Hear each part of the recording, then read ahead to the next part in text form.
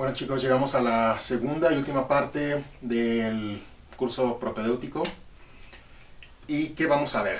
En esta parte de arriba vamos a colocar las diapositivas y el temario que nos compete en estos próximos hora y media tal vez es lo siguiente: el mundo de posguerra, a lo que se le llamó la Guerra Fría, conquista y colonia, independencia de México, México independiente, el porfiriato y la Revolución Mexicana. Entonces vamos a echarle un poquito de velocidad al respecto.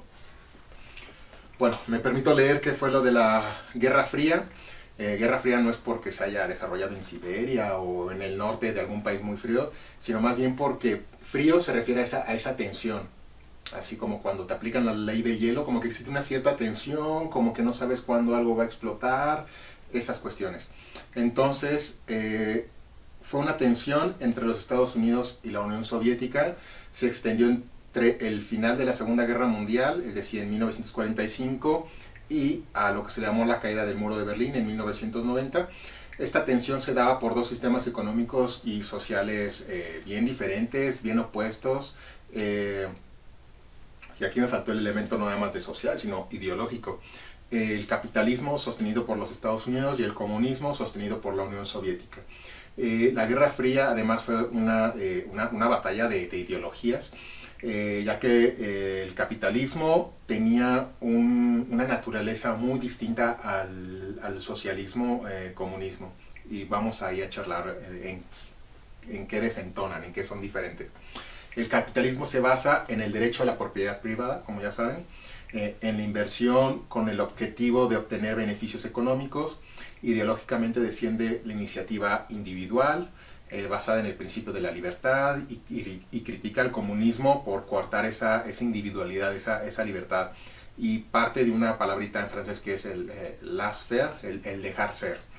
Por el otro lado, el comunismo se basa en la propiedad común de los medios de producción y por lo tanto la distribución equitativa o comillas equitativa de sus beneficios. Critica el capitalismo por basarse en la explotación de la clase trabajadora en beneficio de unos pocos individuos para que acumulen este capital. Y por lo tanto el comunismo tiene una intervención estatal al 100%. El comunismo controla completamente la educación, los sistemas, prácticamente todos los sistemas sociales. No permite la intervención de la inversión privada. Y bueno, tiene estas características fundamentales. Tenemos dos bloques bien divididos. El enfrentamiento de la Guerra Fría no fue solo entre dos potencias, sino dos bloques de países liderados por cada una de las potencias. Aquí vamos a entrar en un tema bien interesante que desafortunadamente no están en clases, pero aquí vamos a desarrollar a qué se le llama tercer mundo, porque constantemente tenemos esta palabra como muy negativa, muy de denostar a aquellos que vivimos en países en vías de desarrollo o que no tenemos una potencia económica y de infraestructura como lo pueden ser otros como Canadá, Estados Unidos o la mayoría de los países de Europa. Pero aquí vamos a intentar explicar a qué se le llama el tercer mundo y cuál es el origen de ese concepto. Pero bueno, primero tenemos el primer mundo. Estados Unidos y sus aliados se autollaman el primer mundo porque ellos dicen que tienen los elementos para progresar, a diferencia de los comunistas. Y aquí está el detalle. Está liderado por Estados Unidos, se caracteriza por tener un sistema de capitalismo mixto, es decir, que se promueve la inversión privada al mismo tiempo que existe cierta inversión pública. Junto con el capitalismo se establece una sociedad de consumo. El sistema político es la democracia parlamentaria. En el primer mundo se encuentran también los países de Europa y Japón. ¿Recuerdan la primera clase que hablamos de la diferencia entre la democracia ateniense, la primera, la de origen, a lo que actualmente tenemos, que no es democracia? Simplemente son repúblicas representativas, y hay una gran diferencia entre la democracia que se tenía en Atenas, donde el ciudadano, el miembro de la polis, participaba activamente, ya sea como policía, como funcionario, como alguien que apoyaba completamente a esa pequeña ciudad, a diferencia de lo que tenemos ahora, ¿no? Que es una república representativa, donde hay partidos políticos que, como les dije en su momento, en lo personal, esto es a título personal, simplemente son agencias de colocación para sus miembros, ¿ok? Y donde nosotros como ciudadanos nos estamos tomando la responsabilidad de esa naturaleza de origen que debe ser la democracia. Entonces, este primer mundo se alimenta mucho de esa república, esa manera de conducir el orden social, las repúblicas representativas, que bueno, estamos ya viendo un cansancio, estamos viendo una... ¿cómo decirlo? Estamos viendo se está cansando ese sistema, ya no está siendo tan actual y no está siendo funcional como debería. Y tenemos este segundo mundo. El segundo mundo, liderado por la Unión Soviética, se caracteriza por un sistema económico socialista que limita o impide la inversión privada. La capacidad de consumo es escasa, pero existe menor diferencia entre los sectores más ricos y los más pobres. La excepción suele ser la clase política. En el segundo mundo se encuentra también China, Corea del Norte, Vietnam y Cuba. Y bueno, ¿quién empezó a poner estos nombres? Así como quién se siente el dueño de poner estos nombres, pues precisamente los Estados Unidos, sus aliados. Ellos empiezan a poner estas categorías, estos conceptos, estas etiquetas a los países de acuerdo a su compromiso con los intereses del primer mundo. Entonces, si no estás comprometido con el primer mundo, pues bueno, eres del segundo mundo porque estás asociado con los comunistas. Pero si no estás asociado con los comunistas, hay un tercer mundo, y es ahí donde entramos muchos países de Latinoamérica, y me permito leer esto.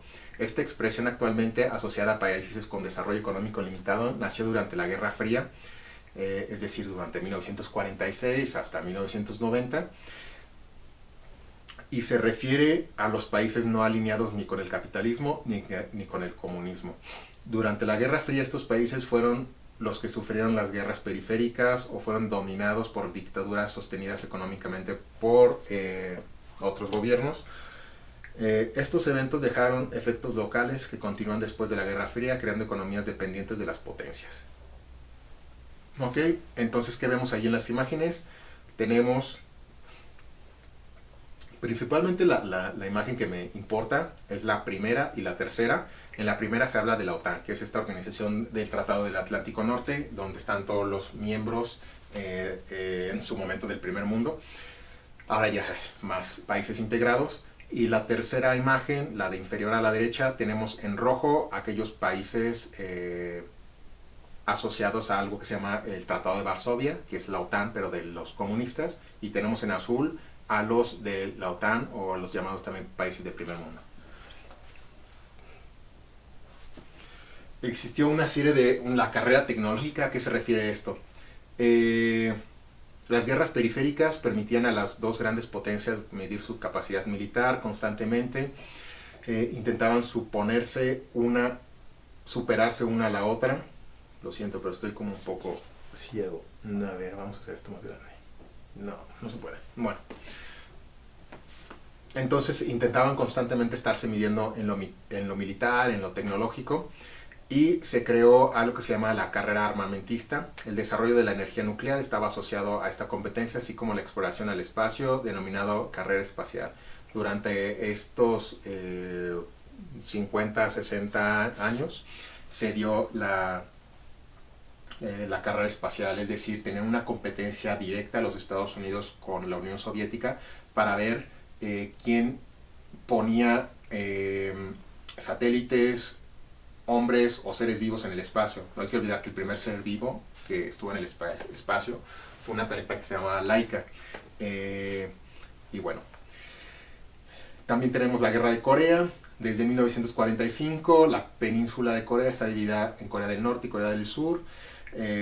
Y bueno, esta es una de las consecuencias de esta Guerra Fría. Y cómo estos países constantemente estaban buscando buscar aliados, asociarse e intervenir en otros escenarios políticos. Hay algo bien importante que se llama el Plan Marshall. El Plan Marshall permitió a los Estados Unidos apoyar a los países de Europa para que desarrollaran y reconstruyeran su infraestructura industrial. No hay que olvidar que durante esos 6 años, como les dije, ¿qué tanto daño se pueden hacer unos países en 6 años? Pues bueno, se hicieron tanto daño que básicamente toda su infraestructura industrial y de vías de comunicación y sobre todo pues la fuerza económica de las personas quedó básicamente en ceros y bueno, se tuvo que reconstruir esa infraestructura a esos niveles y Estados Unidos en 1947 lanza este plan de recuperación económica en el cual inyecta una cantidad así exorbitante y brutal de dinero para estos países y a continuación tenemos, ¿qué más? Tenemos las guerras subsidiarias, que bueno, a lo largo de estas 50, 60 años se dieron guerras en Corea, en Vietnam y en China. Tenemos este elemento bien importante que es la separación de Alemania, cuando los rusos llegan a Berlín en 1945, de hecho hay una película muy buena que se llama Der Unfall, que es la caída, habla de las últimas semanas de Adolf Hitler en su búnker y de cómo no creía que iba a perder la guerra y empieza a tomar decisiones estratégicas muy muy malas y esa película es muy buena porque refleja la desesperación de un país que está colapsando y que aparentemente no tiene más futuro. Es una película muy buena que la recomiendo, se llama La Caída y en la portada está Adolf Hitler, entonces es una película muy muy buena. Dado que Alemania fue derrotado en la Segunda Guerra Mundial, los aliados le impusieron una serie de condiciones, entre las que se encontraban una ocupación de su territorio entre Reino Unido, Estados Unidos, Francia y la Unión Soviética, dado que 3 de estos países eran capitalistas y la Unión Soviética comunista, la competencia de influencias se desarrolló con especial intensidad en este territorio. Y bueno, a partir de esta bipolaridad de estos dos ideologías distintas, tenemos lo siguiente, tenemos la República Federal de Alemania bajo la influencia de Estados Unidos y la República Democrática Alemana bajo la influencia de la Unión Soviética. Berlín como ciudad permaneció dividida en ambas administraciones, como Berlín Occidental y Berlín Oriental. A esta división se le debe la construcción a comienzos de la década de 1960 del llamado Muro de Berlín. El mismo fue destruido en 1989. Berlín es una ciudad muy, muy, muy, muy increíble, muy mágica. Espero que algún día tengan la posibilidad de visitarla. Y no sé si han visto que hay como, de hecho en el mundo solamente hay 2 ángeles como tipo de la independencia. Uno es que está en Ciudad de México, en el Paseo de la Reforma, y la otra precisamente está en Berlín. Pues bueno, ese no es el monumento más interesante de Berlín. En Berlín, como si fueran para la Puerta de Brandenburgo, ahí hay un monumento muy muy grande que hace homenaje y honor a los primeros soldados soviéticos que llegaron a Berlín, y ahí de hecho hay unos tanques que se ven muy chiquitos, no son más grandes que este cuarto, de hecho podrían caber en este cuarto, de hecho ahí tengo unas fotos, me hubiera gustado presentárselas, pero son esos tanques los primeros que llegaron a Berlín, entonces es una ciudad que purula, que suda historia, con muchas venas abiertas todavía, y es un lugar así como muy increíble donde la historia se vive así tremendamente, como cuando uno va al centro histórico de la Ciudad de México y que tiene ahí la Catedral de la Ciudad de México y a unos pocos metros tiene ahí Templo Mayor. Son ciudades como que exudan, ¿no? Que transpiran, que sangran historia, y es como muy interesante. Bueno, ¿qué consecuencias tuvo esta fractura? La Guerra Fría tuvo a su fin con la disolución de la Unión Soviética en 1991, aunque esto no significó el final del comunismo. Este enfrentamiento tuvo diversas consecuencias, el crecimiento económico del primer mundo y el endeudamiento del tercer mundo. fortaleciendo las clases medias en las potencias involucradas. Hubo un gran desarrollo tecnológico y armamentista con las potencias involucradas. Una de las películas que más les puedo recomendar se llama Goodbye Lenin. Creo que está en Netflix. Entonces, en el grupo de WhatsApp que vamos a hacer, porque necesitamos solventar muchas horas, chicos, vamos a hacer un pequeño resumen de esta película que se llama Goodbye Lenin, y habla de cómo se vivía en esa Alemania oriental, altamente autocrática, comunista, con esta influencia de la Unión Soviética, y cómo a partir del 89 todo ese estilo de vida que conocían y con el cual fueron construidos las personas se derrumba. Entonces entra Coca-Cola, entran todas las marcas así que ustedes ya saben. Y bueno, hay también una situación ahí de comedia, porque la mamá nunca se entera. Entonces es un producto muy bueno. Esto de qué es desarrollo lo vamos a pasar por alto, porque no tenemos tiempo, pero sí es importante que veamos esta gráfica, porque ahí podemos ver cuánto dinero Estados Unidos le inyectó a Europa después de la Segunda Guerra Mundial. Y como pueden ver, uno de los mayores intereses que tiene Estados Unidos es inyectarle dinero a la al Reino Unido, después Francia, Italia y Alemania. O sea, sus rivales Italia y Alemania también recibieron una buena inyección y estímulo de recurso económico para que pudieran levantar su industria. Y bueno, después de la Segunda Guerra Mundial, todas estas... 3, 2, adelante. Bueno, chicos, llegamos a la segunda y última parte del curso propedéutico. ¿Y qué vamos a ver?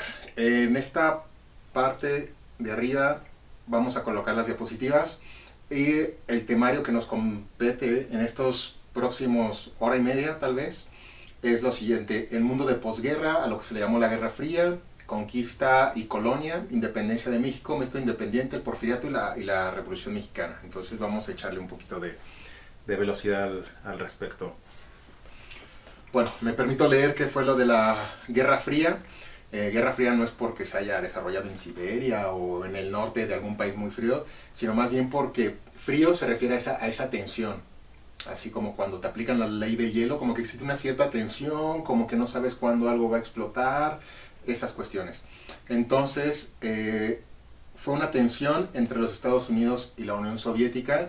Se extendió entre el final de la Segunda Guerra Mundial, es decir, en 1945, y a lo que se llamó la caída del Muro de Berlín en 1990. Esta tensión se daba por dos sistemas económicos y sociales bien diferentes, bien opuestos. Y aquí me faltó el elemento no nada más de social, sino ideológico. El capitalismo sostenido por los Estados Unidos y el comunismo sostenido por la Unión Soviética. La Guerra Fría además fue una batalla de ideologías, ya que el capitalismo tenía una naturaleza muy distinta al socialismo, comunismo. Y vamos ahí a charlar en qué desentonan, en qué son diferentes. El capitalismo se basa en el derecho a la propiedad privada, como ya saben, en la inversión con el objetivo de obtener beneficios económicos. Ideológicamente defiende la iniciativa individual, basada en el principio de la libertad, y critica al comunismo por coartar esa individualidad, esa libertad. Y parte de una palabrita en francés que es el laisser-faire, el dejar ser. Por el otro lado, el comunismo se basa en la propiedad común de los medios de producción, y por lo tanto la distribución equitativa, o comillas equitativa, de sus beneficios. Critica el capitalismo por basarse en la explotación de la clase trabajadora en beneficio de unos pocos individuos para que acumulen este capital. Y por lo tanto el comunismo tiene una intervención estatal al 100%. El comunismo controla completamente la educación, los sistemas, prácticamente todos los sistemas sociales. No permite la intervención de la inversión privada. Y bueno, tiene estas características fundamentales. Tenemos dos bloques bien divididos. El enfrentamiento de la Guerra Fría no fue solo entre dos potencias, sino dos bloques de países liderados por cada una de las potencias. Aquí vamos a entrar en un tema bien interesante que desafortunadamente no están en clases, pero aquí vamos a desarrollar a qué se le llama tercer mundo, porque constantemente tenemos esta palabra como muy negativa, muy de denostar a aquellos que vivimos en países en vías de desarrollo o que no tenemos una potencia económica y de infraestructura como lo pueden ser otros como Canadá, Estados Unidos o la mayoría de los países de Europa, pero aquí vamos a intentar explicar a qué se le llama el tercer mundo y cuál es el origen de ese concepto. Pero bueno, primero tenemos el primer mundo. Estados Unidos y sus aliados se autollaman el primer mundo porque ellos dicen que tienen los elementos para progresar, a diferencia de los comunistas, y aquí está el detalle. Está liderado por Estados Unidos, se caracteriza por tener un sistema de capitalismo mixto, es decir, que se promueve la inversión privada al mismo tiempo que existe cierta inversión pública. Junto con el capitalismo se establece una sociedad de consumo. El sistema político es la democracia parlamentaria. En el primer mundo se encuentran también los países de Europa y Japón. ¿Recuerdan la primera clase que hablamos de la diferencia entre la democracia ateniense, la primera, la de origen, a lo que actualmente tenemos que no es democracia? Simplemente son repúblicas representativas, y hay una gran diferencia entre la democracia que se tenía en Atenas, donde el ciudadano, el miembro de la polis, participaba activamente, ya sea como policía, como funcionario, como alguien que apoyaba completamente a esa pequeña ciudad, a diferencia de lo que tenemos ahora, ¿no? Que es una república representativa, donde hay partidos políticos que, como les dije en su momento, en lo personal, esto es a título personal, simplemente son agencias de colocación para sus miembros, ¿ok? Y donde nosotros como ciudadanos nos estamos tomando la responsabilidad de esa naturaleza de origen que debe ser la democracia. Entonces, este primer mundo se alimenta mucho de esa república, esa manera de conducir el orden social, las repúblicas representativas, que bueno, estamos ya viendo un cansancio, estamos viendo ¿cómo decirlo? Estamos viendo se está cansando ese sistema, ya no está siendo tan actual y no está siendo funcional como debería. Y tenemos este segundo mundo. El segundo mundo, liderado por la Unión Soviética, se caracteriza por un sistema económico socialista que limita o impide la inversión privada. La capacidad de consumo es escasa, pero existe menor diferencia entre los sectores más ricos y los más pobres. La excepción suele ser la clase política. En el segundo mundo se encuentra también China, Corea del Norte, Vietnam y Cuba. Y bueno, ¿quién empezó a poner estos nombres? Así como quién se siente el dueño de poner estos nombres, pues precisamente los Estados Unidos, sus aliados, ellos empiezan a poner estas categorías, estos conceptos, estas etiquetas a los países de acuerdo a su compromiso con los intereses del primer mundo. Entonces, si no estás comprometido con el primer mundo, pues bueno, eres del segundo mundo porque estás asociado con los comunistas. Pero si no estás asociado con los comunistas, hay un tercer mundo, y es ahí donde entramos muchos países de Latinoamérica, y me permito leer esto. Esta expresión, actualmente asociada a países con desarrollo económico limitado, nació durante la Guerra Fría, es decir, durante 1946 hasta 1990,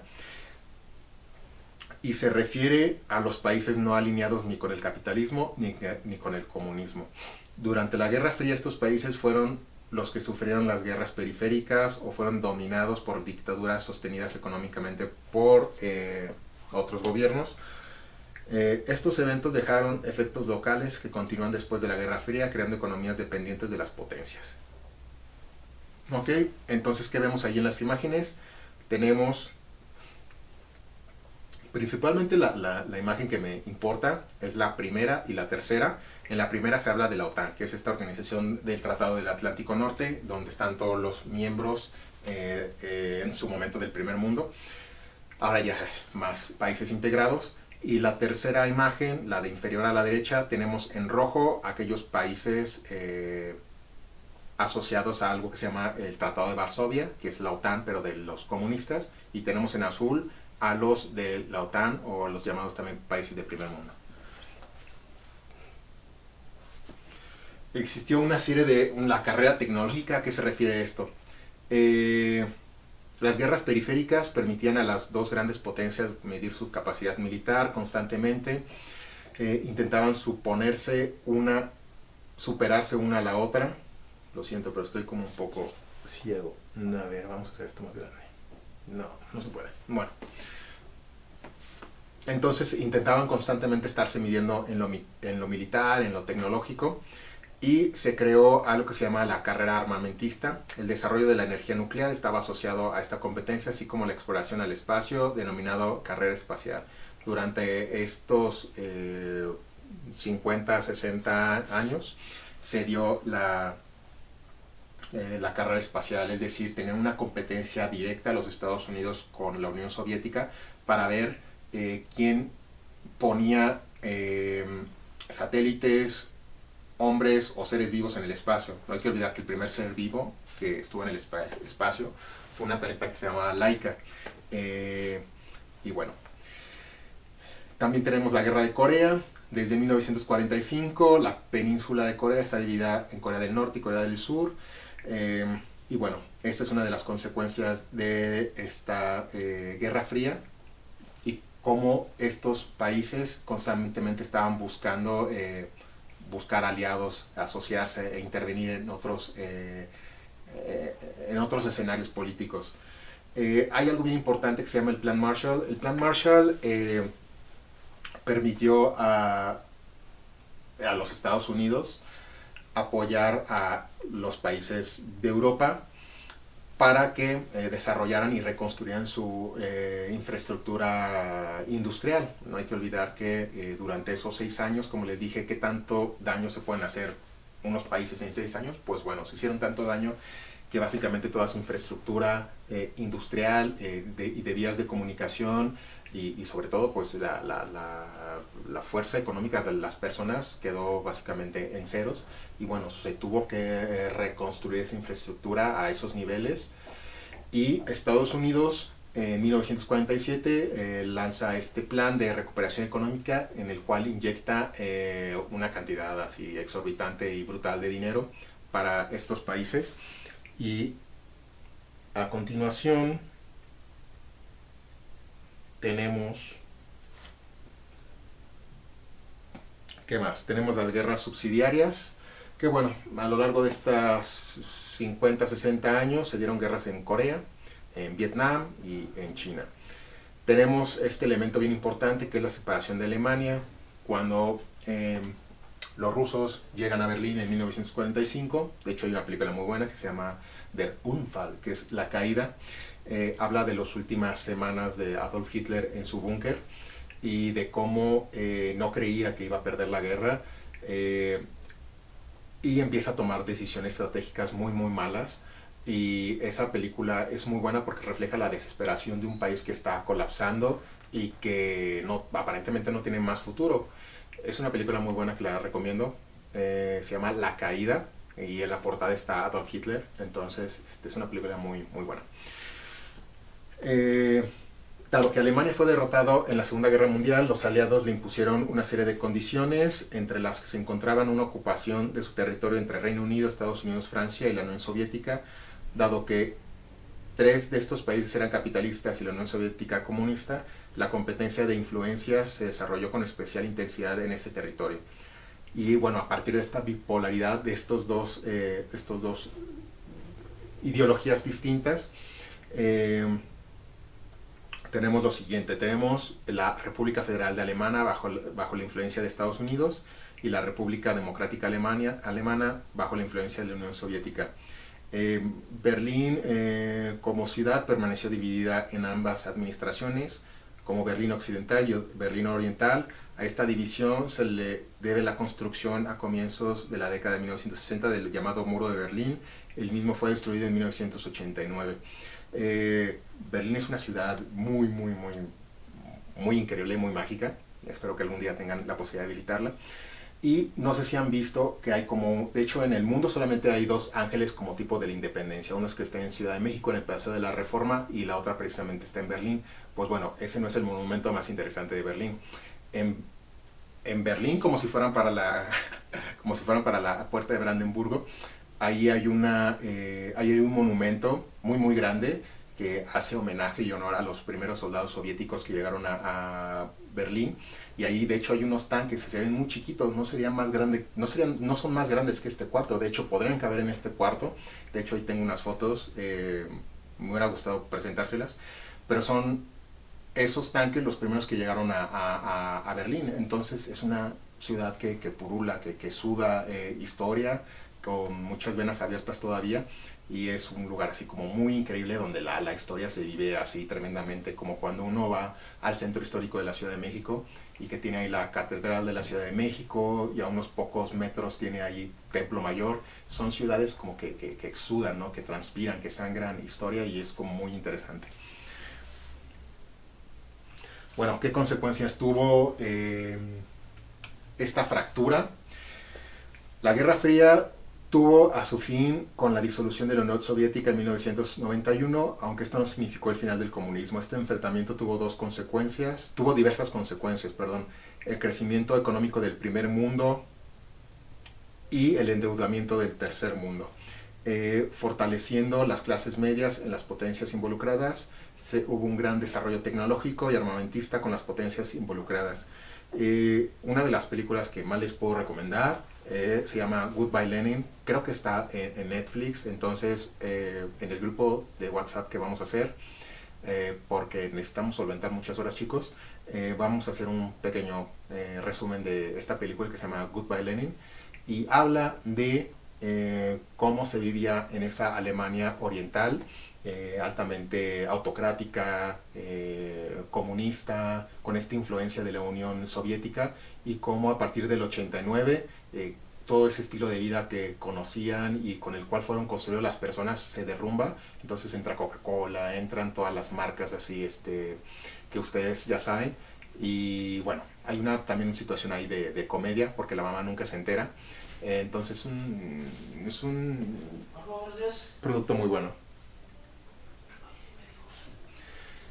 Esto de qué es desarrollo lo vamos a pasar por alto porque no tenemos tiempo, pero sí es importante que veamos esta gráfica, porque ahí podemos ver cuánto dinero Estados Unidos le inyectó a Europa después de la Segunda Guerra Mundial. Y como pueden ver, uno de los mayores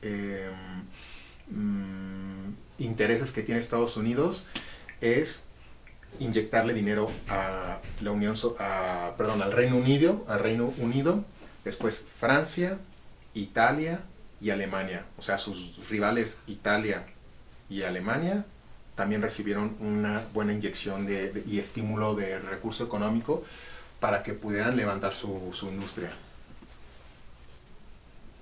Y bueno, después de la Segunda Guerra Mundial, todas estas ad hoc a lo que está pasando en el mundo. Tras la muerte de Moctezuma, Cortés y sus soldados se refugiaron en el palacio. Posteriormente él se fue de Tenochtitlan con todo el oro sin ser detenido. Allí los aztecas lo sorprendieron a la mitad de la huida, y se da la famosa noche del árbol triste. Y ese fue un golpe muy muy fuerte para los españoles, porque se estima que perdieron un poco más de la mitad de sus efectivos militares, aparte de que se perdió todo el oro. Bueno, aquí no sé por qué saltamos de pronto a México colonial, pero sí me faltan dos elementos que charlar. Una vez que regresa Cortés a México Tenochtitlan, después de ver toda esta masacre, empieza un brote de viruela. Y bueno, eso repito, está muy ad hoc a lo que estamos viviendo, porque a lo largo de la humanidad, desde la época clásica, siempre han habido epidemias. Hay algunas epidemias que son cíclicas cada 10 años, no sé si se han dado cuenta, cada 10 años genéticamente cambian como las cepas de los virus o las bacterias, y es donde nos encontramos actualmente. Si recuerdan la última pandemia fue la del H1N1 hace 10 años, así como 10 años, 11 años después tenemos esta nueva cepa. Entonces, cada 10, 11 años se están dando estas pandemias, y no fue excepción durante la época de los aztecas. Se dio una gran pandemia debido a estos nuevos humanos, digamos. Los españoles trajeron este tipo de virus, de los cuales no existían en América, y fue también gran parte por lo que perdieron los aztecas. Esta cuestión epidemiológica no pudieron combatir, no tenían los anticuerpos, y ni las defensas ni el sistema inmunológico como para poder defenderse. Y bueno, esta pandemia, en el libro que les comentaba de la visión de los vencidos, se estima que 3/4 partes de la población indígena murieron, no por, digamos, por la guerra en sí, sino por la falta de un sistema inmunológico que les permitiera reponerse y sanar. Y bueno, esa fue una de las grandes cuestiones de la conquista que es importante abordar.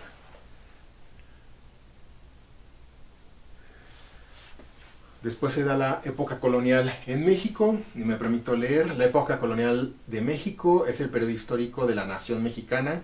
Ya empezamos a hablar de la nación mexicana, de esos elementos de cultura, de unificación de elementos culturales como la lengua, el territorio, ciertos elementos de la comida, del lenguaje. Una cosa es el idioma y otra es el lenguaje.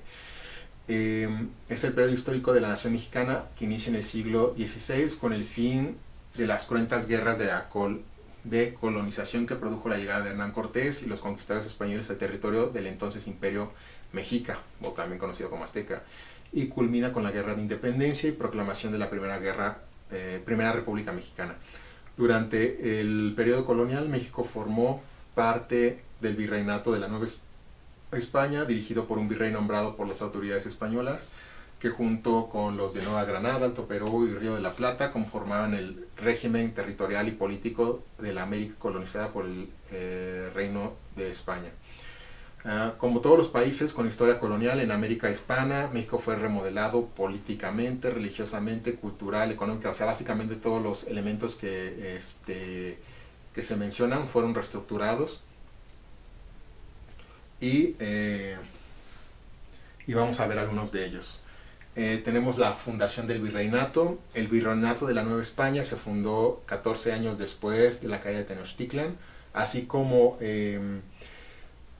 cuando se tiene un sistema político, social, económico, y hay un agente externo que lo invade, que lo conquista, bueno, hay turbulencia en esos sentidos.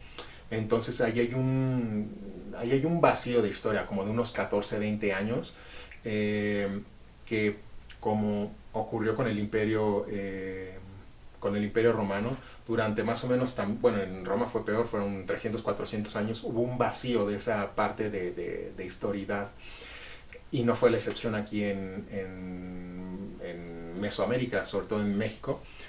Durante esos 14, 20 años se reestructuró la sociedad. Entonces, bueno, fue regida a lo largo de su historia por 62 virreyes, siendo el primero Antonio de Mendoza y Pacheco, quien asumió el cargo en 1535. El periodo previo había sido gobernado por el propio Cortés, autoproclamado capitán general de la Nueva España. Si bien el Imperio Mexica se consideraba ya derrotado, la expansión del virreinato continuó durante muchos años, haciéndole la guerra a los pueblos del norte, así como a sus antiguos aliados. Una cosa es que conquistaron México Tenochtitlan en 1521, y la otra es toda la expansión que tardó al menos unos 50, 80 años en darse en todo el territorio mexicano, que son los estados del norte de la República, antiguamente, pues ya saben, California, Texas, Colorado y otra serie más de estados que actualmente pertenecen a los Estados Unidos, pues le pertenecían a México. Y bueno, su territorio total fue enorme, abarcando lo que es actualmente México, junto a los estados norteamericanos, como les mencionaba, California, Nevada, Colorado, Utah, Nuevo México, Arizona, Texas, Oregon, Washington, Florida, o sea, gigantesco. la totalidad de Centroamérica, las islas de Cuba, es decir, el México virreinal era muy, muy vasto, muy, muy grande. Y bueno, en la organización política territorial del Imperio Español, ¿cómo estaba? Había 4 virreinatos. Yo sé que nos gusta como pretender que fuimos los únicos, pero no. Hubo 4 virreinatos a lo largo de esa España colonialista. Existieron 4. El primero es el virreinato de la Nueva España, que incluía todo, prácticamente Norteamérica, México, Centroamérica. Existía el otro virreinato del Perú, que era del Imperio Inca, que fue conquistado por Francisco Pizarro, perdón. El virreinato de la Nueva Granada, que incluía Venezuela, Ecuador y Colombia. Bueno, si tuviéramos más tiempo les charlaría porque se han dado cuenta que tienen los mismos colores en sus banderas y bueno, eso parte de ese legado, pero bueno, no hay tiempo. Y el virreinato del Río de la Plata, que incluía Uruguay, Paraguay y Argentina. ¿Ok? Brasil no estaba incluido en esto porque ahí llegaron los portugueses a colonizar. Y bueno, capitanías generales, están todas esas que pueden ver por aquí. Estas divisiones territoriales y administrativas eran regidas por un presidente gobernador o un capitán general respectivamente, que se reportaban al virrey y a su vez directamente a las autoridades coloniales de la España peninsular.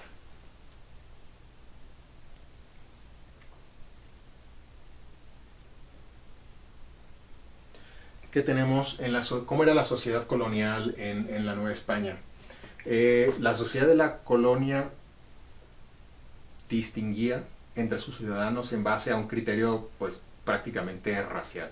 La población indígena, de por sí diezmada por la conquista, el esparcimiento, como les comenté, de las enfermedades, para las cuales los locales carecían de las defensas y del sistema inmunológico, entonces les atacaban las tuberculosis, las neumonías, las viruelas y todo lo demás.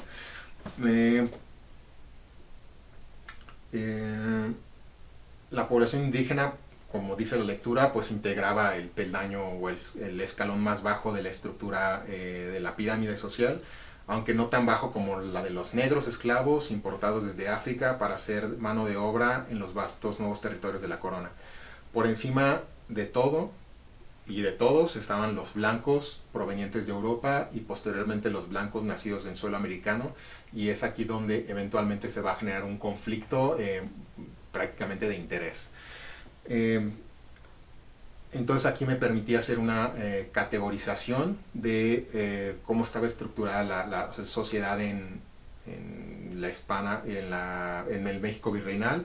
Tenemos los blancos peninsulares. Estos blancos peninsulares eran los españoles, nacidos en España, que eran dueños de las tierras y ocupaban la mayor jerarquía política. Solo ellos podían ser nombrados para cargos públicos,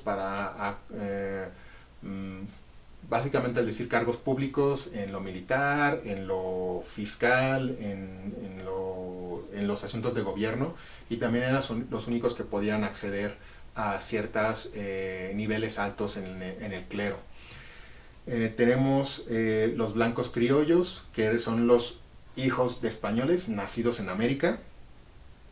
Eran también la clase pudiente, si eran pudientes, podían tener negocios, pero no contaban con los beneficios de los peninsulares, es decir, los españoles que habían nacido en España y que venían aquí a buscar fortuna, no tenían los mismos derechos y no tenían manera de acceder al poder político. Y ahí es a donde vemos ciertos personajes que dieron fuerza e impulso a los movimientos de independencia, no nada más en México, sino en prácticamente toda Latinoamérica. Por ejemplo, tenemos a Miguel Hidalgo. Él era un blanco criollo, sus padres eran españoles, él nació aquí en Pénjamo, en el estado de Guanajuato. Él era un hombre muy ilustrado, muy inteligente, con negocios, pero él, por su condición de haber nacido en territorio americano, nunca iba a poder salir de ser de sacerdote de parroquia. Él, si hubiera sido español nacido en España, o mejor dicho, blanco peninsular, él pudo haber llegado a ser, no sé, digamos, eh, mm, hubiera tenido otro puesto en el clero. Y tenemos mestizos, que son los descendientes de la unión del blanco con una india o indio. De las clases no blancas eran los que mejor estaban posicionados. Bueno, y nosotros, gran parte de la población mexicana, somos mestizos, más o menos el 80%, si no es que más, somos de este extracto, ¿no? Mestizos. Indígenas, los habitantes de los pueblos precolombinos, antes de los procesos de conquista, o sus descendientes que no eran esclavos como los negros, pero sí limitados a labores de servicio. Y por último, en la pirámide existían los negros, que eran los esclavos africanos que ocupaban el peldaño más bajo de la estructura social y de la pirámide social, y sus trabajos se constreñían, se utilizaban solamente para mano de obra. Ahí podemos ver una fotografía de eh, cómo estaban categorizadas este tipo de personas. Bueno, la economía colonial en México, ¿cómo era? De México virreinal, ¿cómo era? Era de tipo extractivista, como todo el continente de la época, sobre todo los grandes yacimientos de minerales que se habían descubierto en el norte de México, principalmente en Zacatecas. Por ahí en la primera clase un alumno dijo que él estuvo en esas minas, no recuerdo por qué fue la conversación, así de los griegos, y que él estuvo en esas minas y que él pudo ver cómo se extraen, ¿no? Ciertos minerales, y que a su vez impulsaron el crecimiento de otras obras de expansión agrícola. Sin embargo, casi todo lo obtenido era despachado a Europa a través de los puertos de Veracruz y Acapulco, parte de una red comercial que llevaban los productos filipinos a América y luego a la península. Y bueno, aquí hay un proceso muy interesante que pasa en el México virreinal, y es a lo que se llama la evangelización. Parte de este sistema que venía a oprimir y a controlar y a cambiar el sistema de creencias que se tenían las poblaciones originarias, impuso pues a las poblaciones indígenas, bueno, este sistema de opresión y de control consistió pues en despojarlos de su idioma, de sus construcciones de la vida, de sus tradiciones, porque estaban desde la ideología o desde la concepción cristiana, pues eran herejes, eran paganos. Así se les impuso la religión católica y con ella las normatividades sociales y éticas de la sociedad española, con las cuales pensaron ganar más almas para la Iglesia Católica, dado que los indios, a diferencia de los negros, eran considerados seres humanos, aunque deficientes, necesitados de un tutelar.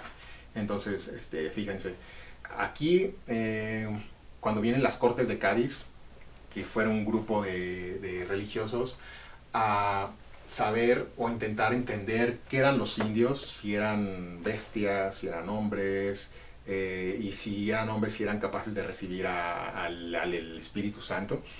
Vinieron y bueno, hicieron una investigación de muchos meses, tal vez años, y ellos manifestaron que sí eran hombres, pero que no conocían a Dios, y en consecuencia pues había que titularlos, había que darles esa guía, esa orientación, porque no sabían. Se instaura la Iglesia Católica en la Nueva España, edificando muchos de sus templos y sus espacios literalmente sobre las ruinas de lo que habían pertenecido a las culturas indígenas. Con ella además llegó la Santa Inquisición. Todos aquellos que hayamos ido a Ciudad de México, vemos la Catedral de la Ciudad de México, y si ustedes son más observadores pueden ver que la mayoría del material que cubre y recubre esa catedral son aquellas piezas que se encuentran en el Templo Mayor a unos metros. Está ahí el antiguo Templo Mayor. Entonces, pues bueno, a falta de material, lo que hacen los españoles es demoler esos templos para construir las catedrales y los templos que están a lo extenso de la Ciudad de México.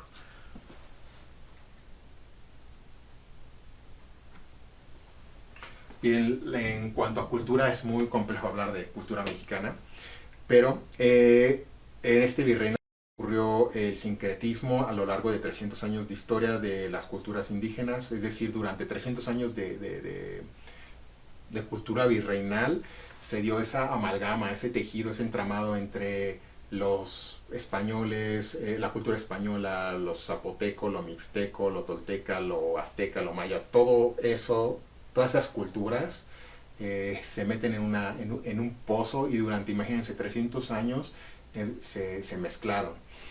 Eh, Eso da origen a lo que actualmente es México. Es un cúmulo de culturas, de prácticas que durante 300 años se han estado ahí cocinando y que se van a seguir cocinando porque actualmente tenemos también otra influencia muy fuerte que son los Estados Unidos. Y bueno, esto contribuyó a lo que somos ahora, para bien o para mal. Y bueno, la expansión urbana, durante la colonia se asentaron numerosas de las principales ciudades del continente y del actual país mexicano, lo cual se llevó a cabo en muchos casos conforme a un criterio de tabula rasa que planificaba las ciudades desde cero. No fue el caso de México Tenochtitlan. Bien, y el fin de la era colonial, ¿cómo se da? Bueno, la invasión de España, la invasión de Francia hacia España y la salida del rey Fernando VII del trono produjeron un vacío de poder, no nada más en el virreinato de la Nueva España, sino en todos los otros 3 virreinatos, y eso propició pues un alzamiento militar en las diferentes colonias y condujo una larga guerra de independencia que culminó en 1821 con el reconocimiento de la independencia mexicana por parte del último virrey.